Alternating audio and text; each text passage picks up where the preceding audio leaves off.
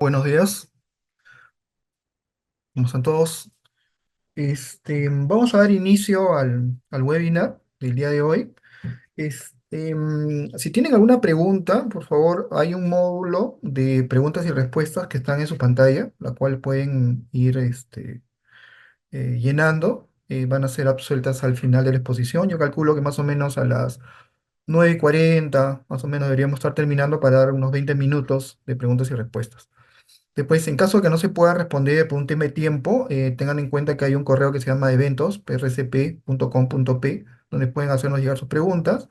Y también vamos a poner a disposición de las personas que están inscritas en nuestro blog también la grabación del presente webinar para que sea de utilidad para ustedes. Bueno, ok.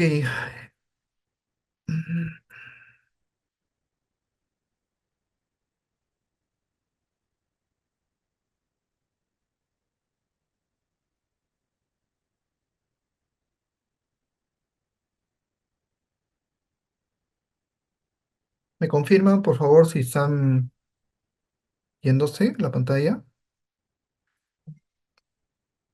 Ok, listo.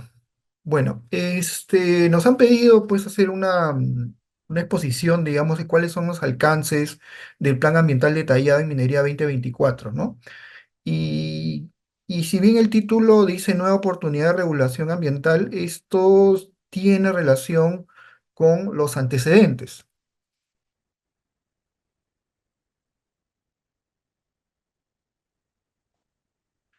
Este va a ser el contenido de la presentación del día de hoy. Vamos a hablar un poquito de los antecedentes en relación a la regularización ambiental en minería, a los aspectos generales de este Decreto Supremo 014, que ha modificado el reglamento de cierre de minas, al PAD Minero 2024 con sus requisitos y plazos, y finalmente hay otros aspectos que están regulados en esta norma que no están muy visualizados.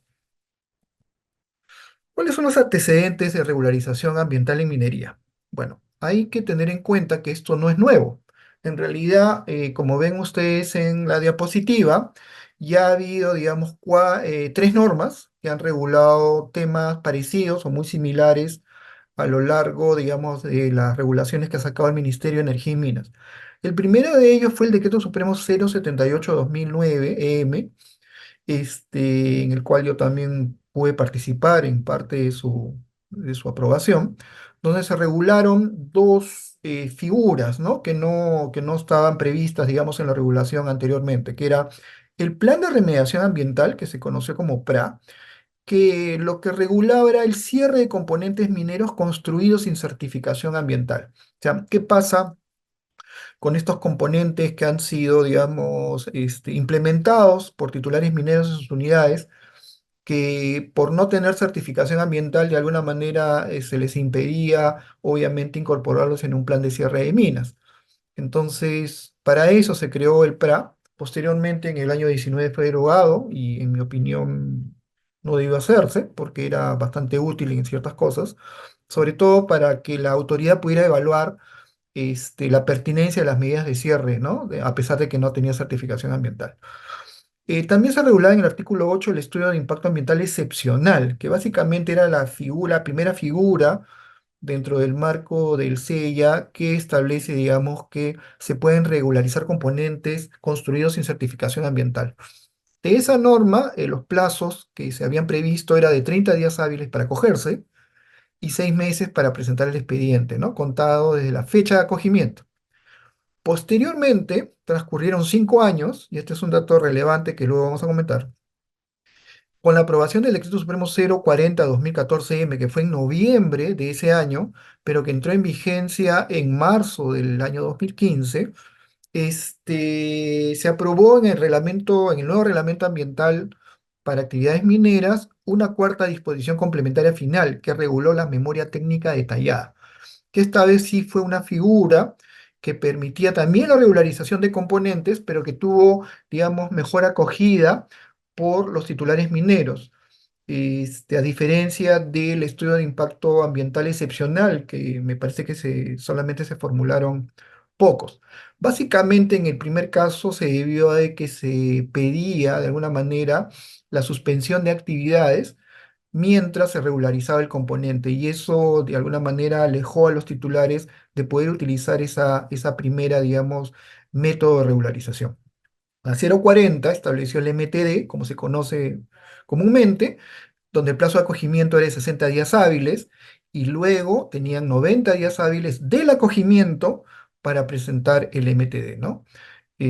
Después, en el año 2019, se usa una figura que el cual a mí no me convence mucho, que fue la modificación del plan de cierre de minas, y se le agregó un título regulando el tema del plan ambiental detallado. ¿Por qué no me gusta la figura? No tanto por el tema de la regularización, sino por la utilización de un reglamento de cierre para consignar un mecanismo temporal, lo cual contradice la misma figura del tema de la regularización, ¿no? Si es una figura temporal, entonces debería tener una norma independiente, y sin embargo se introdujo al reglamento de cierre como si fuese una figura permanente. Entonces ahí creo que hay una mala utilización, digamos, de la legislación, del método de regulación para poder incorporar esta figura. O sea, yo no cuestiono el PAT, se cuestiono, digamos, dónde lo incorporar. En el año 2019 se modificó el reglamento de cierre de minas, se incorpora un título, y a partir del artículo 71 en adelante se regula esta figura que establece ahora el PAT. O sea, también cambia de nombre, pero básicamente era una figura similar. Quizás con la diferencia en que esta norma se incorpora un anexo de contenido. Entonces, para aquellas personas que quieran saber cuál es la información que debería contener un PAT, deberían revisar el anexo del Decreto Supremo 013/2019M. ¿Cuáles eran los plazos? El plazo de acogimiento era de 30 días, a diferencia de los 60 días que era de la 040. Pero el plazo de presentación del expediente era de 120 días hábiles, que son obviamente casi 5 meses y medio, casi llegando a 6, pues estamos hablando de días hábiles versus calendario. De estos también se han presentado varios, tengo entendido que todavía quedan algunos expedientes en trámite. Y a finales de julio se aprobó el Decreto Supremo 014/2024, que modifica el reglamento de cierre de minas en este artículo 71, en este título que se había incorporado al reglamento. Y lo que vamos a ver ahora son los aspectos generales. ¿Qué son los aspectos generales? Básicamente, ¿qué viene en este Decreto Supremo? Porque este Decreto Supremo va más allá del tema del PAT, y es importante que ustedes conozcan los alcances. Por ejemplo, este Decreto Supremo 014/2024, que fue publicado el 27 de julio, contiene una modificación al procedimiento mismo de evaluación y modificación de los planes de cierre de minas. Como es una norma que modifica el reglamento de cierre de minas, tiene lógica que el alcance de dicha norma esté referido al plan de cierre de minas. O sea, el 014 no es una norma que solamente regula el PAD, regula también el procedimiento de evaluación de plan de cierre de minas, que no tiene nada que ver como instrumento ambiental con el tema de la regularización de componentes a través del PAD. Entonces acá es importante porque se han modificado los plazos y la secuencia en la evaluación de los planes de cierre de minas. Acá solamente estoy resaltando 3 puntos de esta modificatoria. Por ejemplo, se hace un cambio de los plazos, digamos, de evaluación. En la versión vigente o anterior, digamos, de la evaluación de los planes de cierre de minas, el plazo más o menos era de 130 días hábiles más 30 días hábiles adicionales si lo pedía el administrado. Ahora, teóricamente, de acuerdo a la norma, el plazo para evaluar todo un plan de cierre de minas y sus modificaciones es de 60 días hábiles. Entonces se ha reducido el plazo para levantar las observaciones y presentar información complementaria. Ahora el plazo que tienen los administrados es de 10 días hábiles para levantar las observaciones y 10 días hábiles adicionales para presentar información complementaria, ¿no? O lo que sería una segunda ronda de observaciones. Otra cosa que me parece interesante de esta modificatoria es que la evaluación de los aspectos financieros de la DGM va a ser con posterioridad a la evaluación por parte de la DEGAM. O sea, lo que sustenta DEGAM en este caso es que culminada que sea la evaluación técnica ambiental de los planes de cierre de mina, recién se puede saber cuál va a ser, digamos, el contenido del plan de cierre de minas o su modificatoria, y recién ahí se podría evaluar el aspecto financiero que está vinculado con el tema del costeo del cierre, ¿no? Entonces también ahí hay un cambio interno, porque ustedes saben pues que en la evaluación de los planes de cierre de mina participa la DEGAN y la DGM, la DEGAN viendo los aspectos ambientales, siendo el que maneja el proceso, pero la DGM todavía mantiene los aspectos de financieros que están asociados con el tema de garantías y costo de las distintas etapas de cierre. Luego, esta misma norma contiene ahora sí el tema del PAD, y ahí es importante señalar que este es un procedimiento excepcional e improrrogable. O sea, el mismo texto de la norma no lo considera como un mecanismo de regularización permanente, que se puede usar en cualquier momento, sino que está sujeto a plazos y que teóricamente no debería volverse a dar. Como hemos visto anteriormente, se han dado este tipo de mecanismos a partir del año 2009, 2014, 2019 y 2024. Entonces, digamos que en la práctica, cada 5 años, desde el año 2009, se ha venido dando una norma que permite la regularización. Ahora, esto no es una regla, esto es una, digamos, una contabilidad en el tiempo de cómo se ha ido sucediendo las normas, pero es importante tenerlas que esto no es una regla. ¿Por qué? Porque en el sistema de evaluación de impacto ambiental, los componentes se evalúan a nivel de proyectos, ex ante, y no se evalúan con posterioridad ex post, como es la figura del PAD. Primer tema que destacamos es que no hay una restricción para regularizar componentes. O sea, los componentes a regularizar pueden ser principales, auxiliares, y también contienen procesos, porque obviamente los componentes no están solos, ¿no? Forman parte de procesos, no sé, de tratamiento, de explotación, ¿no? De acarreo, no sé, dependiendo de cómo lo vean, cómo funciona la dinámica de estos componentes, también obviamente consideramos que los procesos también están incorporados como parte de lo que puede ser regularizado. Tampoco está limitado el tema a la ubicación o la extensión del componente, ¿no? No hay una restricción, salvo el tema de componentes desaprobados, que lo vamos a ver más adelante, que es un tema bastante interesante por analizar. Pero en principio, cualquier tipo de componente, sea principal o auxiliar de una unidad minera que haya sido modificado o haya sido implementado sin certificación ambiental, o un proceso que ha sido modificado, estaría coberturado por este tema del PAD. ¿Qué cosa es lo que va a evaluar la DEGAM? Primero va a evaluar los impactos que ya se vienen generando, no los que se van a generar. La estabilidad de los componentes, si es que es aplicable, y las medidas de manejo ambiental, ¿no? Que se están aplicando o que deberían aplicarse esos componentes. La regularización sí es posible, en nuestra opinión, en la medida que el componente es viable ambientalmente. O sea, un componente mal construido, un componente que genera más impacto del que debería generar dentro de los límites máximos permisibles o estándares de calidad ambiental, entonces no debería ser aprobado. Ahora, estos podrían estar ubicados en el área efectiva, en el área de influencia ambiental directa, e incluso en el área de influencia ambiental indirecta, en nuestra opinión. A ver, un ratito.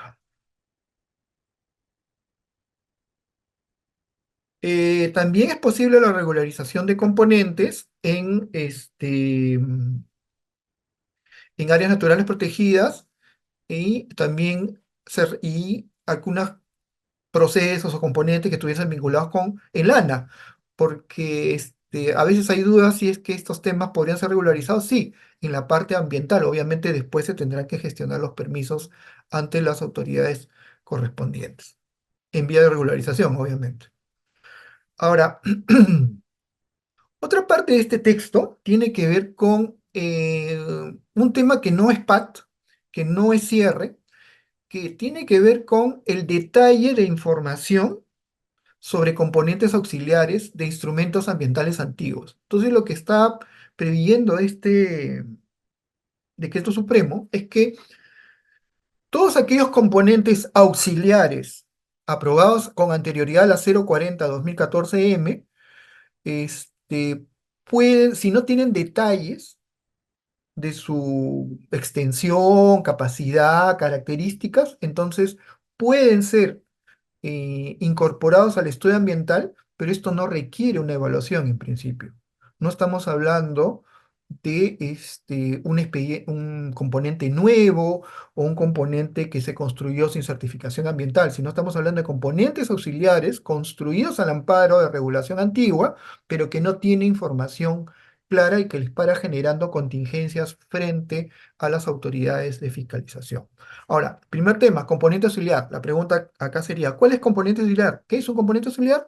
Tienen que revisar la 040 y tienen que revisar el decreto, la resolución ministerial 120, donde ahí se define qué son componentes auxiliares, qué son componentes principales en minería. Ahora, presentación, información detallada. ¿Qué tipo de información debería presentar? Muy fácil, aquella información que tiene el nivel de desarrollo de la resolución ministerial 116 del 2014, que aprobó los TDR de los estudios ambientales, donde se dice más o menos qué características deberían tener la información que debe presentarse a evaluación. Entonces, ese es un tema adicional que también forma parte de esta norma. Bueno, ahora vamos a pasar al tema del plan ambiental detallado. En el plan ambiental detallado hay requisitos y plazos, y acá ahí va a surgir una primera duda que vamos a tratar de resolver. ¿Cuál es el propósito de esta norma? O sea, este artículo 2 de este Decreto Supremo 014-2024, ¿qué es lo que quiere? Básicamente establecer un plazo excepcional e improrrogable para la adecuación ambiental de los componentes de unidades mineras con instrumentos de gestión ambiental vigentes, que se han construido o modificado sin efectuar el procedimiento de modificación. Entonces, para que pueda acogerse un componente al PAT, hay ciertas condiciones que se tienen que tener. Primero, hablamos de componentes mineros. Nosotros también consideramos que los procesos que están asociados con estos componentes mineros también pueden formar parte de los PAD. Pueden ser principales auxiliares. De unidades mineras con instrumento de gestión ambiental vigente. Ese es un dato importante. O sea, estamos hablando de aquellos que tienen un cronograma vigente de actividades. Sobre todo en exploraciones sucede que no exclusivamente con ellos, pero en exploraciones sucede que tienen cronogramas vencidos. Si el cronograma está vencido y ya la certificación ambiental no está vigente, entonces no cabe la figura del PAD respecto de estas operaciones. Ahora, ¿qué tipo de actividades podrían acogerse al PAD? Pueden acogerse la actividad de explotación, beneficio y exploración. A veces se olvida que los instrumentos de exploración son instrumentos de gestión ambiental y cumplen con las normas vigentes, y también ha habido ya casos en la DEGAM donde se han podido regularizar actividades sin haberse hecho la modificación del estudio de exploración. Ahora, tienen que estar componentes construidos o modificados sin realizar el procedimiento respectivo. O sea, no comprende proyectos, obviamente. Y también el PAT está considerando normas restrictivas, o sea, ahí hay que tener cuidado porque tampoco es que esta figura permite la regularización de todo, porque la norma misma está estableciendo que los componentes construidos luego de la desaprobación por SENACE no pueden ser materia de regularización. Y componentes desaprobados por DEGAN tampoco. Vamos a ver dentro de un rato un poquito más de detalle para dar respuesta a si esa prohibición es total o tiene algún tipo de interpretación o excepción. Entonces, importante tener en cuenta que son componentes mineros y o procesos principales auxiliares, unidades mineras con IGA vigente, que puede ser actividades de exploración o explotación beneficio, y construidos o modificados sin realizar el trámite que le corresponde. Entonces, por ejemplo, si ustedes han hecho una comunicación al amparo del Decreto Supremo 005, ¿no? 2020, y esa comunicación es correcta y se ha hecho de acuerdo al marco legal vigente, eso no tiene por qué incluirse en un PAD. Estamos hablando de un componente que se introdujo sin evaluarlo ambientalmente, o un componente que se modificó sin hacer el trámite correspondiente ambiental. Ahora, ¿cuáles son los requisitos? Acá sí es importante ver el tema de los requisitos. El artículo 71.1, estamos hablando del reglamento de cierre de minas, dice, primero, descripción detallada de los componentes construidos. Ojo que hay que tener en cuenta que en el tema del PAT hay dos momentos. Hay un primer momento que es el acogimiento, que tiene un plazo que básicamente es decirle a la autoridad, he construido estos componentes sin certificación y quiero regularizarlos. Ahora, esa solicitud tiene un contenido. No hay un formato, pero tiene un contenido.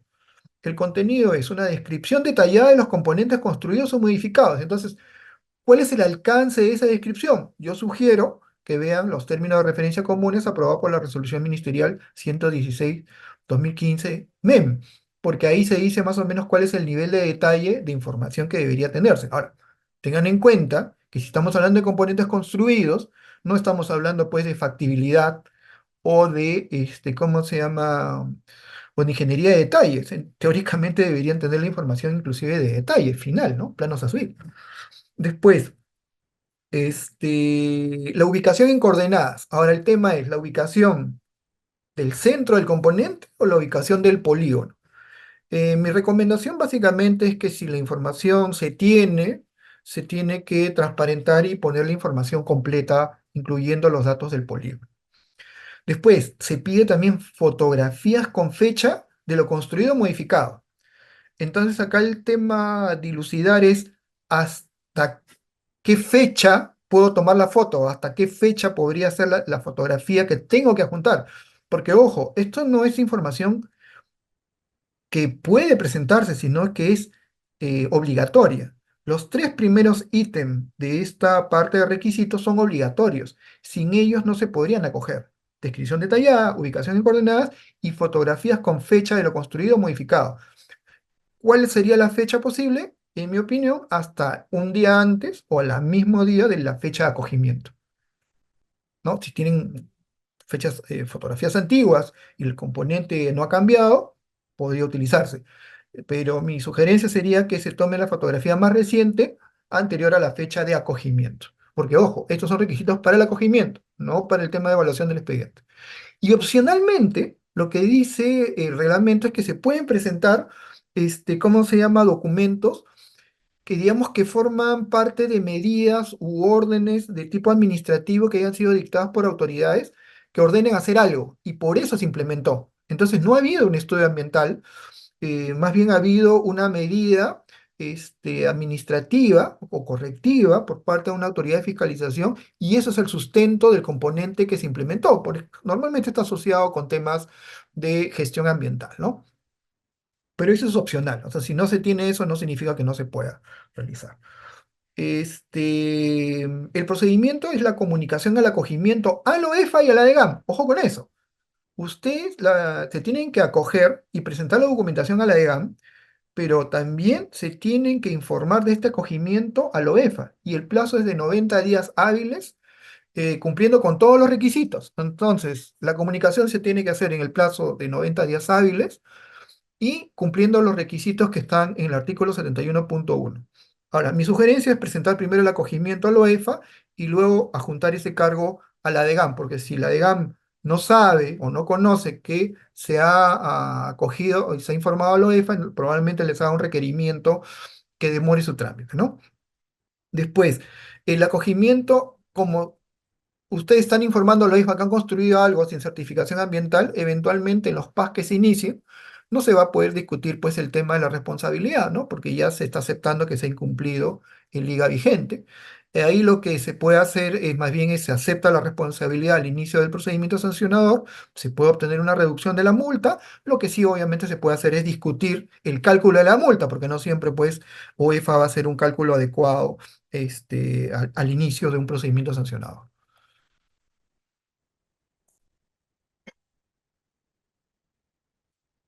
Acá tenemos un tema que tiene que ver con los plazos. Primero, em, de acuerdo al calendario de nuestro 2024, nosotros entendemos que el primer día útil de la contabilidad de 90 días es el 30 de julio. Por lo tanto, usando el contador de gobierno, que está en la web de la página web del gobierno peruano, nos da el jueves 12 de diciembre como fecha máxima para acogerse. Y para presentar el expediente, teniendo en cuenta que la fórmula que ha usado la norma es 180 días de vencido el plazo de acogimiento, entonces entendemos que vencería el 28 de agosto del 2025. Sin embargo, el Ministerio de Energía y Minas, en este caso la DEGAM, ha sacado un aviso en su página web con fecha distinta. En el caso del acogimiento dice 11 de diciembre, nosotros decimos 12 de diciembre. Ellos no están contabilizando, me parece, que el día 29 fue feriado, ¿no? Que había un lunes. Este, pero bueno, en todo caso, mi sugerencia es que sigan lo que diga la autoridad y consideren que sea el 11 de diciembre la fecha de vencimiento.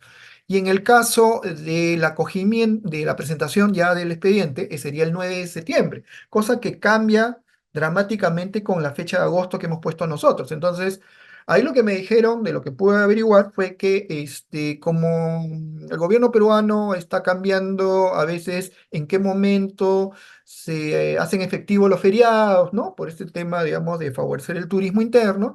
Entonces ellos han puesto esa fecha, pero que a principios del próximo año, cuando ya se definan los feriados, se va a definir en definitiva cuál va a ser la fecha de máxima de presentación de los expedientes. Yo les sugiero estar atento a los avisos que saque la autoridad en este caso, pero les doy la otra información solamente para que vean que hay una discrepancia, ¿no? De cálculo, que ustedes probablemente ya la encontraron. Después, ¿quién evalúa el PAD? Lo evalúa la DEGAM. Cosa que es bien interesante porque en realidad se evalúan expedientes, digamos, de competencia de SENACE, ¿no? Porque el SENACE ya es competente de los detallados desde el año 2015, en el caso obviamente de las actividades de explotación y beneficio. Ahora, ¿qué de novedoso tiene esta norma de que se le está atribuyendo a la DEGAN la facultad de ir a inspeccionar, visitar lo construido in situ, no solamente al momento de la evaluación, sino también al momento del acogimiento? Entonces, de acuerdo a la exposición de motivos y de acuerdo al texto de la norma, la DEGAN tiene la facultad de ir a visitar la unidad minera y verificar la extensión de los componentes in situ durante el acogimiento. Obviamente después de que se acogió tendrían que ir, y también luego de que ingresen el expediente a la evaluación. Entonces, sí es importante que haya transparencia por parte de los titulares mineros con la autoridad para informar adecuadamente de la realidad y no de información opaca, ¿no? Entonces, ¿cuáles son las recomendaciones que tenemos para los titulares mineros? Básicamente, si pueden hacer auditorías externas donde verifiquen en campo las condiciones de sus componentes y procesos versus sus instrumentos ambientales. Eso les puede dar información para poder determinar realmente qué componentes deberían ser regularizados y cuáles no, o si efectivamente están cumpliendo con sus instrumentos ambientales. Después, solo se regulariza lo construido o modificado. No se pueden incluir proyectos. Ahora, sí tendría que evaluarse, en mi opinión, aquellas diferencias que hay entre los instrumentos ambientales con los instrumentos de autorización de inicio de actividades, porque si la diferencia es muy, eh, supera, digamos, lo que podría ser explicado por la ingeniería de detalle, entonces ahí podrían tener problemas con el fiscalizador. Entonces, ese tema por lo menos debería ser, en mi opinión, evaluado. Después, viene quizás la parte más discutible, quizás la que genera más preguntas, que es, digamos, que no se puede acoger, ¿ya? Entonces, lo que hice básicamente es que no se puede acoger los componentes o modificaciones en trámites ante SENACE y DEGAM, porque eso es lo que dice la norma. Cuando he leído ya la exposición de motivos, he podido de alguna manera entender un poco más a qué se refiere eso. Lo que está diciendo en el fondo es que si hay un componente que ahorita está haciendo materia de un ITS o de un MEIA en SENACE, eso no puede ser materia del acogimiento. ¿no? Porque se supone que uno está evaluando a nivel de proyecto y no a nivel de algo construido. Entonces, en ese escenario, lo que se me ocurre es que podría haber un desistimiento del componente, ¿no? Sin mayor explicación, y una vez aprobado el desistimiento, ya teóricamente, desde el punto de vista legal, no debería haber impedimento para poder acogerlo si es que lo han construido, cosa que no debía hacerse, por cierto. Ahora, lo que sí es bien interesante es que dice que si el SENACE desaprobó un componente en una anterior evaluación, se entiende, sea un ITS o un MEIA, y se construyó con posterioridad a esta desaprobación, eso no puede ser materia de acogimiento al PAT. Entonces, esto va a generar una comunicación entre la DGAM con el SENACE para ver cuál es el universo, ¿no? Por lógica. Pero ahí hay que tener en cuenta lo siguiente. ¿Qué pasa, por ejemplo, si se desaprobó el componente porque estaba construido? Si el componente estaba construido, y no es que, y no es que ambientalmente no sea viable, sino que básicamente se pretendió, se desaprobó algo porque pretendió colar un componente construido, entonces yo creo que el PAD sería justamente la figura para poder hacer su regularización. Cosa distinta de que se haya presentado un componente y que la autoridad, luego del análisis, considera que ambientalmente es inviable y por tanto no tendría sentido pues que el administrado, luego de esa aprobación, de esa desaprobación, lo realice, porque justamente ya la autoridad había definido que no era viable ambientalmente, ¿no? Entonces ahí hay que, creo que hacer un análisis que va un poquito más allá de este webinar, para determinar cuál fue la razón que estuvo detrás de la desaprobación. Ahora, tampoco dice que se pueden acoger componentes desaprobados por la DGAM. ¿A qué componente se refiere? Porque la DGAM, acuérdense que ha sido autoridad evaluando PATs y MTDs y también MEIAs y ITS antiguos. Entonces ahí como que no está muy claro el tema.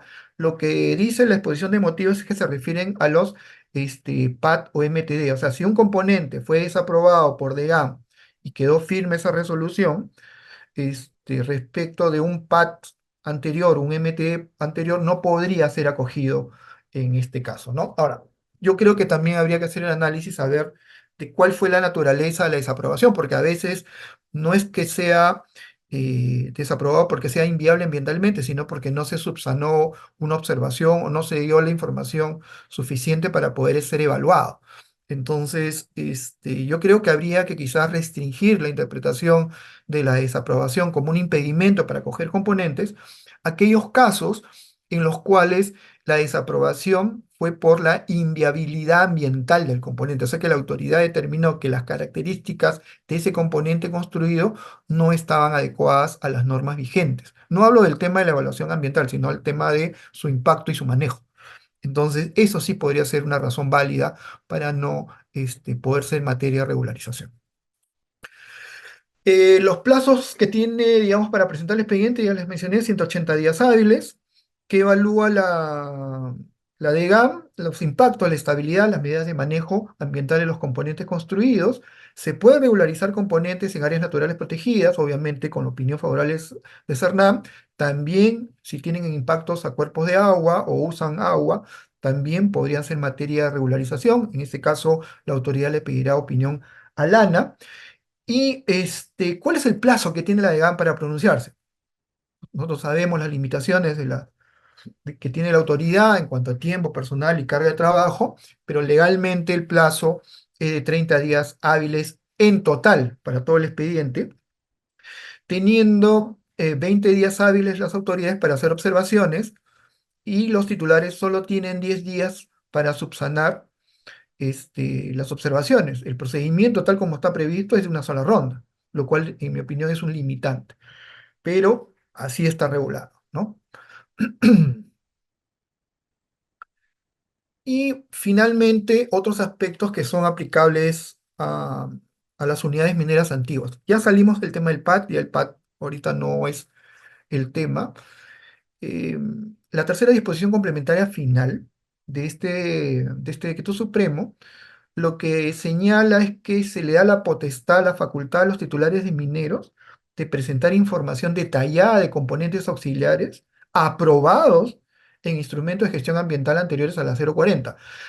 Acá solamente haría una precisión. Tengan en cuenta que una interpretación, digamos, lógica de esta regulación debería también considerar que hubieron estudios de impacto ambiental que aprobó DEGAM con fecha posterior a la aprobación de la 040, pero que aplicaron la norma anterior, que fue la 016. Entonces, todo expediente que fue evaluado al amparo del Decreto Supremo 016-93-EM, aunque haya sido presentado y aprobado con posterioridad a la de 040, en mi opinión también tiene esta posibilidad de presentar información detallada de componentes auxiliares a la autoridad. En este caso, en la próxima modificación o actualización de los instrumentos de gestión ambiental lo podría hacerse. No establece un plazo.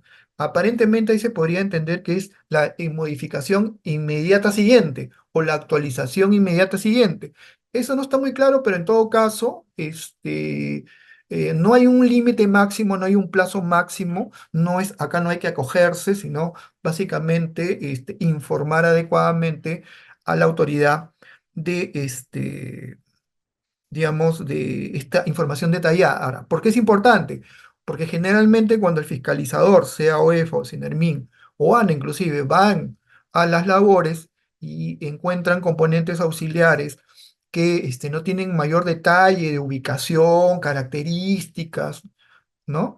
Extensión, entonces le generan contingencias porque los pueden señalar de que fueron construidos sin certificación ambiental, cuando en realidad son la consecuencia de, digamos, de las etapas iniciales de la evaluación ambiental donde no se ponía tanta información, ¿no? Entonces, básicamente creo que sí sería una ayuda para los titulares mineros evaluar qué componentes cumplen estas condiciones, componentes auxiliares, y que puedan acogerse a esta tercera disposición. Utilizarse, porque en realidad no es un acogimiento. Ojo que esta parte no tiene nada que ver con el PAD, por lo tanto se presenta en trámites distintos, ¿no? Y no está sujeto a plazos, por lo menos hasta lo que tenemos conocimiento. Y con eso hemos terminado la exposición. Ahora voy a ver las preguntas que se han formulado. Eh, una pregunta de un asistente anónimo, dice, ¿la 014-2024 alcanza también a los ppm? No, porque en realidad está pensado para la regularización de componentes de la mediana gran minería. Está tomando normas de la 040, que es de mediana y gran minería, y está hablando de un reglamento ambiental vinculado con cierre de minas. Entonces, digamos, mi primera respuesta sería, no está muy claro que sea aplicable, pero creo que una consulta a la DEGAM podría aclarar el tema. O sea, digamos que yo tengo ahí, digamos, dos ideas. En principio, no está pensado para ppm, pero si lo aplicamos de manera general, porque también hay la posibilidad de aplicar esto a ppms eventualmente, la misma 040 señalaba eso, entonces podría eventualmente aplicarse.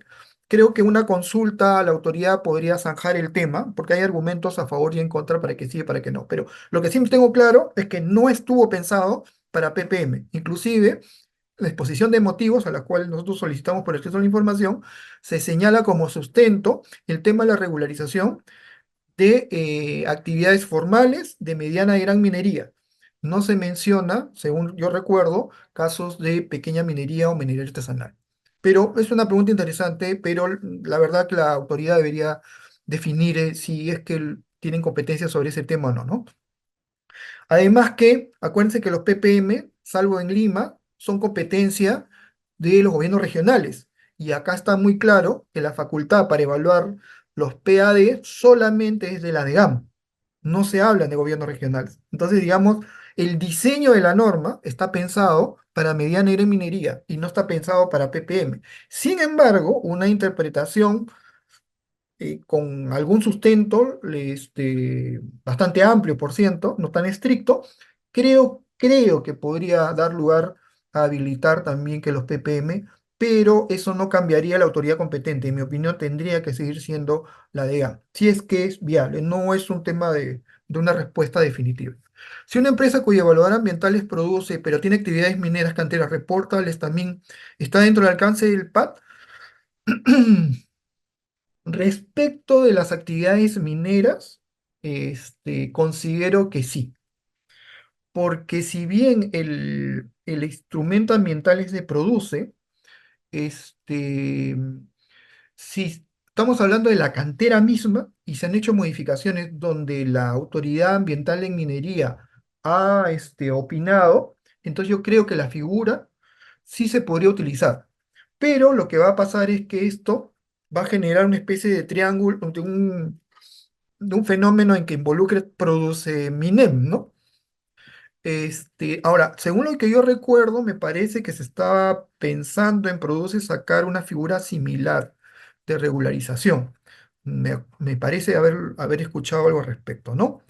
Pero en principio creo que sí es viable, pero se tendría que canalizar a Produce, porque al final Produce es el titular, digamos, del instrumento de gestión ambiental, pero la evaluación tendría que hacerla de GAM, ¿no? Entonces ahí también otro tema que tendría que ser consultado directamente con la autoría, pero digamos, la lógica que está detrás de este reglamento para regularizar componentes sí alcanza, en mi opinión, a los componentes mineros de una unidad productiva que está a cargo de Produce, pero solamente en la parte que tiene que ver con minería, no en la parte que tiene que ver con Produce.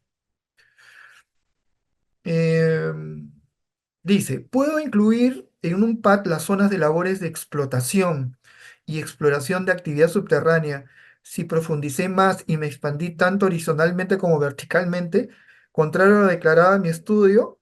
A ver, es una pregunta con mucho detalle, así que no le puedo responder porque no tengo tanto dato y tampoco quiero, digamos, darle una respuesta que pueda llevarlo a error. En principio, las discrepancias que se consideran para poder ser regularizado o no está en relación con el instrumento de gestión ambiental.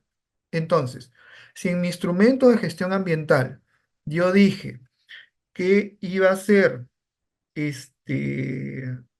tajo abierto y ahora también tengo túnel, entonces obviamente no estoy cumpliendo con mi instrumento ambiental y esos componentes se han implementado sin la evaluación respectiva y por tanto está dentro de los supuestos del PAD. Si yo dije que iba a profundizar hasta la cota 10, estoy poniendo un número random, y estoy en la cota 12, entonces no estoy cumpliendo con mi instrumento ambiental. Por lo tanto, estaría en el supuesto de lo que se considera para ser regularizado. El tema de las discrepancias entre el plan de minado y el instrumento ambiental no debería darse, por lógica.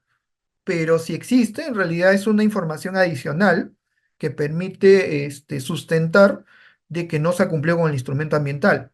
Y justamente el PAD es para regularizar eso, pero se debe entenderse, este es un mecanismo de regularización extraordinaria, no es un mecanismo regular o estándar, ni permanente.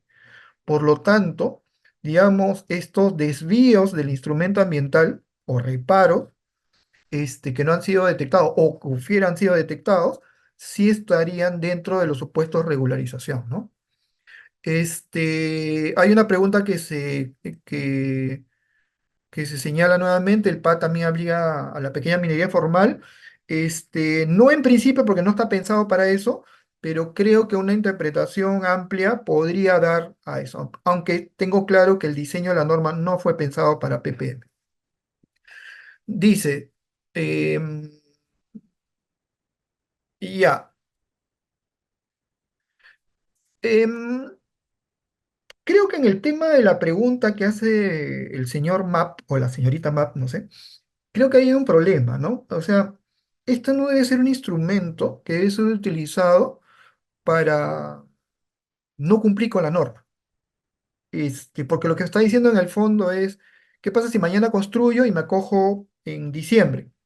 Teóricamente, sí se podría hacer legalmente, no debería haber mayor reparo, pero no es la lógica de la regularización, este, colar componentes no construidos. La lógica es componentes construidos. Por lo tanto, digamos, para hacer un poquito este, justo, digamos, con la lógica de la norma, todo componente construido hasta la entrada en vigencia de la norma, 30 de julio del año pasado, perdón, de este año, podría ser un componente que podría, digamos, incorporarse al,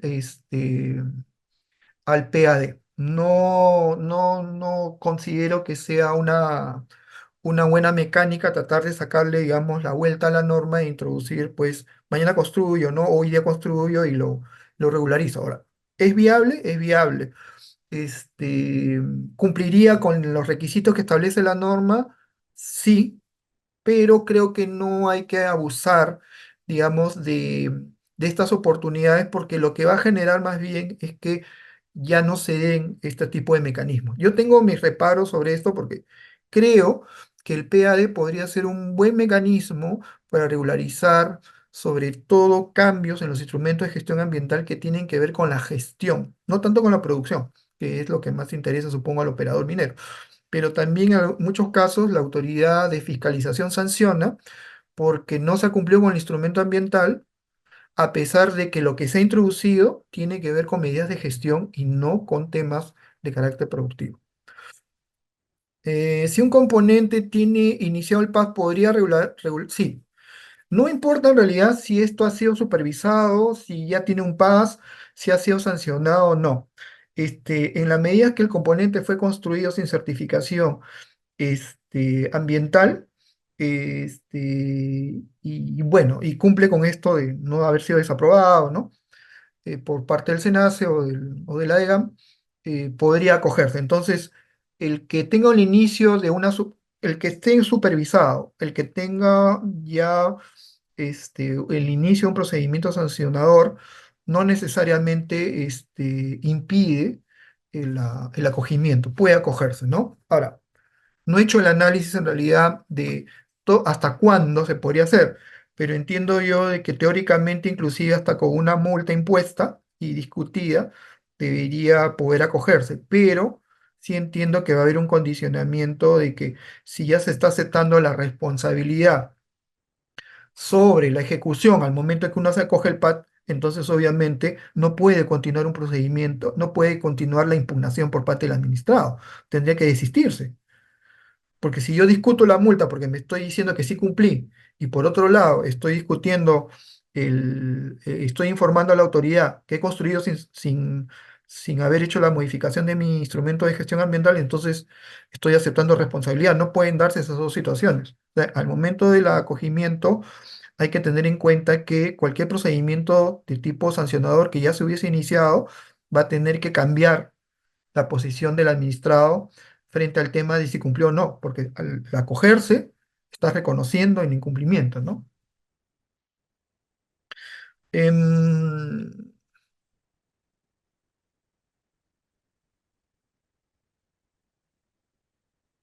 ya, acá habla del tema de los componentes de interior mina, ¿no? Yo creo que hay una confusión ahí, o sea, se cree que digamos que todo lo que está en la superficie tiene que cumplir las normas o el instrumento ambiental y todo lo que está en el interior mina, no, no es correcto. El tema de la evaluación de los estudios de impacto ambiental es establecer las medidas de manejo adecuadas al alcance del proyecto y los impactos que se van a generar. Por lo tanto, si yo tengo dos componentes, estoy reduciendo todo a lo mínimo, en una unidad minera se establecen medidas de manejo para dos componentes, ¿no? Para reducir sus impactos, minimizar sus impactos al ambiente, estar dentro de los límites máximos permisibles. Pero si no hay dos componentes, si no son seis, hay cuatro más.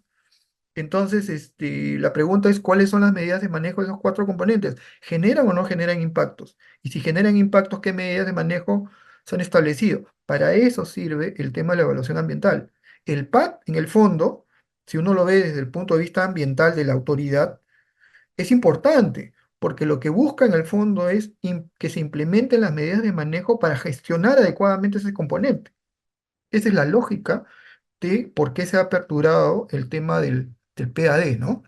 Entonces, cualquier tipo de cambio o modificación que se hace a la interna, estoy hablando a nivel interno, a nivel de galerías, también puede ser regularizado y en mi opinión debería ser regularizado porque eventualmente ante una supervisión de OEFA o de OCINELMIN que no esté en los permisos ambientales, lo que va a generar obviamente son sanciones y entiendo yo pues que no es propio de las áreas productivas generar sanciones a los accionistas o a los dueños de las empresas.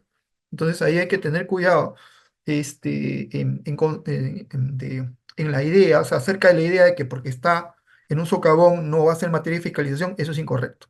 Hay que describir e incluir. Ahora, una cosa es que el componente sea de tipo temporal, estamos hablando de una semana, 2 semanas, 3 semanas, y otra cosa es que sea un componente de uso permanente o de un uso en el tiempo largo, ¿no? Entonces, yo creo que ese tipo de componentes sí deben formar parte de los PAD de todas maneras, ¿no?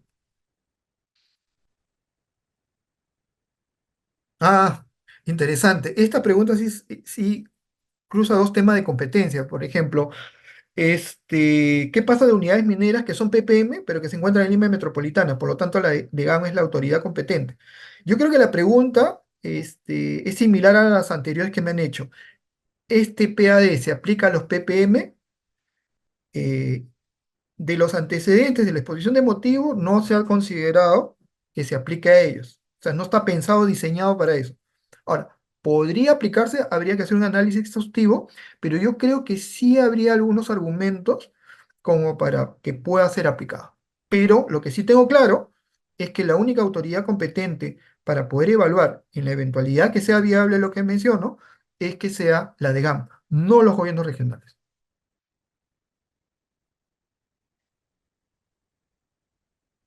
Ya, acá nos pregunta el señor Matamoros si se puede presentar una comunicación o acogimiento de manera parcial. No, o sea, ahí el tema es claro, ustedes tienen que presentar, no sé, pues supongamos que su universo de componentes sea 10. Acuérdense que vence en diciembre, o sea, hay bastante tiempo como para hacer auditorías internas y evaluar eso. Nosotros en el estudio ya tenemos experiencia y hemos hecho eso, que hemos ido con una consultora ambiental y abogados del staff del estudio, in situ, a hacer justamente ese tipo de revisión, de contrastar el instrumento de gestión ambiental con la realidad, con lo que encontramos en campo, justamente para poder detectar los componentes y el instrumento ambiental, cómo han sido modificados, cuál es su extensión, justamente para poder hacer una lista y luego ya eventualmente presentar el PAD. Pero no, o sea, uno no puede decir me acojo de 5 y después presento 20. No es así. Entonces, al momento de que uno se acoge frente a la autoridad, uno tiene que describir y detallar los componentes. Por lo tanto, eso es características, ubicación, extensión, detallada. Ojo, detallada. No es solamente un listado. No es como antes se hacía, que era un listado donde uno le ponía 10 componentes y ya está. No, acá hay que presentar información detallada, por eso que el plazo es más largo. Y si uno presenta 10 componentes, entonces el expediente que se debe presentar ya el próximo año debe contener 10 expedientes, 10 componentes. Y esos componentes tienen que tener toda la información técnica, porque ya ha sido construido, o sea, quiere decir que ya tienen planos as-built, ¿no? Y ingeniería de detalle, información ya más precisa, ¿no? Entonces, lo que podría darse en todo caso es que yo me acoja de 10 y eventualmente presente un expediente por 9, sea porque ya lo cerré, sea porque me equivoqué, o sea, podría hacerse de que, digamos, presente un universo mayor y después uno menor, pero no al revés, o sea, no tendría sentido porque la autoridad no lo va, en mi opinión, no debería evaluarlo, ¿no? Em,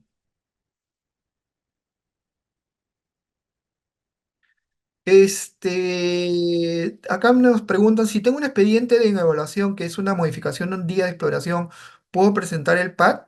Si la pregunta sería, si usted ha construido y desarrollado plataformas o accesos o modificaciones a su proyecto de exploración que no están previstos en su instrumento actual, entonces sí podría ser materia de acogimiento, pero si esos componentes se repiten con el que está ahorita en evaluación, no podría darse, tendría que desistirse del MEIA o de los componentes del MEIA para poder acogerse. O sea, no puede coexistir que haya un componente que esté en un MEIA o una modificatoria, una DIA, y a la vez en un PAD.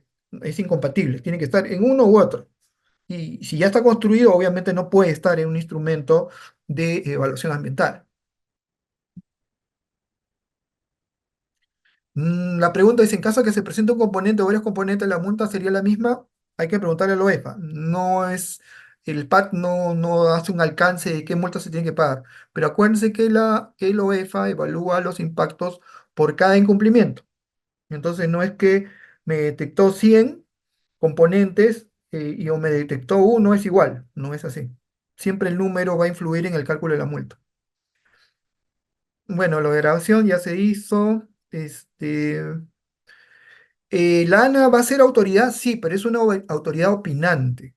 El ANA va a participar. Por ejemplo, si hubiera una descarga o una toma de agua que no está una certificación ambiental y forma parte del PAD, sí tiene que opinar el ANA y obviamente su opinión va a ser vinculante, ¿no? Ahora, lo que sí hay que tener en cuenta a veces que el ANA se olvida es que no estamos hablando de proyectos, estamos hablando de actividades que ya se implementaron, entonces la lógica debe ser distinta, no es de tipo ex ante, sino de algo que ya genera impactos. Más bien la evaluación debe ser qué impactos se generan, qué medidas de manejo están implementando y en función a eso, si es ambientalmente viable, entonces se debería aprobar. Por ejemplo, si hubiera una descarga que, de agua que no estaba en el instrumento ambiental, pero yo descargo y cumplo con los límites máximos permisibles, entonces no debería haber ningún problema para la regularización. Obviamente presentando toda la información técnica, toda la información con DEGAM y la opinión que pueda tener el ANA en principio. Ahora, si yo estoy realizando una descarga sin tratamiento, con un tratamiento inadecuado, que el sistema que tengo implementado no cumple con los límites máximos permisibles o afecta el estándar de calidad de agua, obviamente ese componente es inviable y siendo inviable no va a ser aprobado por un PAD. O sea, ahí hay que tener en cuenta lo siguiente. El PAD es un mecanismo para regularizar que lo que hace de alguna manera es habilitar que ese componente pueda continuar, pero ese componente tiene que haber sido construido, implementado y operado de una manera que cumpla con las normas ambientales. Su único pecado debería ser no haber hecho el trámite de evaluación ambiental y de permisos, pero el componente en sí mismo tiene que ser estable. O sea, uno no puede construir un edificio de 30 pisos en un suelo inestable. Si solamente ese suelo da para 2 pisos, entonces solamente pueden ser 2 pisos. Entonces hay que tener claro ese tema, ¿no? Mm, otra pregunta es, ¿resulta aplicable el PAD a los planes de cierre de pasivos? Yo hice la pregunta informal y me dijeron que no es aplicable a los planes de cierre en general, pero el texto de la norma, y segundo, teniendo en cuenta de que este decreto supremo modifica el reglamento de cierre, pero en el fondo no es una norma de cierre, así que es discutible. Yo creo, pero esta es una interpretación personal, que sí sería posible aplicar los PAD a los planes de cierre de minas y planes de cierre de pasivos ambientales. Pero es también cierto de que eso solamente podría ser viable en la medida que la autoridad considere que la norma les aplica. No estuvo diseñada para eso, pero creo que el propósito que es evaluar componentes construidos para ver si tienen viabilidad ambiental y que puedan formar parte de la unidad minera y eventualmente cerrarse adecuadamente, creo que sí calza con la posibilidad de habilitar la aplicación de este PAD también a los planes de cierre de pasivos o de minas, ¿no? Por ejemplo, ¿qué pasa si yo cerré un componente de una manera distinta a lo que debía cerrar? Por ejemplo. ¿no? ¿Qué pasa con los componentes cerrados? O sea, lo hice, lo cerré, por lo menos para que estén mapeados y puedan ser de alguna manera identificados por los fiscalizadores, sí creo que debería habilitarse eso para que por lo menos se tenga la fotografía completa. Por lo menos la gente de la OEFA lo agradecería, ¿no? La gente que hace supervisión de cierres. Obviamente, si no tienes, digamos, un instrumento contra qué comparar, ¿cómo puedes saber si el cierre estuvo adecuado o no? Entonces yo creo que sí podría utilizarse, pero es un tema discutible que es lo que define la autoridad, no yo en este caso, ¿no? El PAD puede declarar componentes aprobados. A ver, en el PA se puede declarar componentes aprobados en unidad, pero que fue construido en otra ubicación. Sí, sí. Sí. Ahora, el tema es cuán distante está. ¿Estamos hablando de un tema de ingeniería de detalle, 10 metros, 15 metros, 20 metros? ¿O estamos hablando de 700 metros, 1 kilómetro, otra ubicación con otra disposición? Ahora, tened en cuenta que también la ubicación es importante porque no es lo mismo que yo ponga un campamento en un terreno X, baldío, eriazo, a que ponga un campamento y encima un bofedal. Obviamente las implicancias ambientales van a ser distintas. No digo que sea inviable necesariamente, solamente digo que no es exactamente la ubicación el único elemento a tomar en consideración. Un componente construido en operación luego de la fecha de publicación de la norma puede ser acogido por el PAD. Sí, pero digamos, yo trataría de no utilizar esta figura porque si no, en el fondo lo que se está diciendo es que se está tratando de sacarle la vuelta a la norma, ¿no? O sea, desde el punto de vista estrictamente legal, sí se podría hacer, pero no es el espíritu de la norma que se haga esto, ¿no? Si un componente no se construye en su totalidad, digamos una segunda fase de alguna construcción, puede incluirse en el PAD. Si está construido, se regularizará lo que está construido, no lo que falta, porque no evalúa proyectos. Entonces, si usted tiene una área que ya ha sido disturbada y que la quieren volver desmontera, entonces podrán regularizar el área disturbada, no la desmontera, porque la desmontera no existe. ¿Se puede declarar una mejora tecnológica de cierre de minas? Para ese tipo de casos, considero que el PAD debería aplicarse. No está claro, no está pensada la norma para eso, pero yo creo que hacer una consulta formal al ministerio y tener un criterio amplio de tratar de justamente de mejorar la gestión ambiental, creo que sí debería habilitarse el PAD también para los PCMs. ¿Qué sucede con componentes que tienen medidas correctivas o preventivas de la OEFA que implican el cierre o remediación durante la evaluación del PAD? ¿Se suspenderá esta medida? Ahí ese es un tema complicado. El OEFA participó en este proceso y el MINAN al momento de que se sacó la regulación. Yo creo que sí es posible. Si la norma, digamos, permite el acogimiento, si la norma permite el acogimiento de componentes construidos sin certificación ambiental,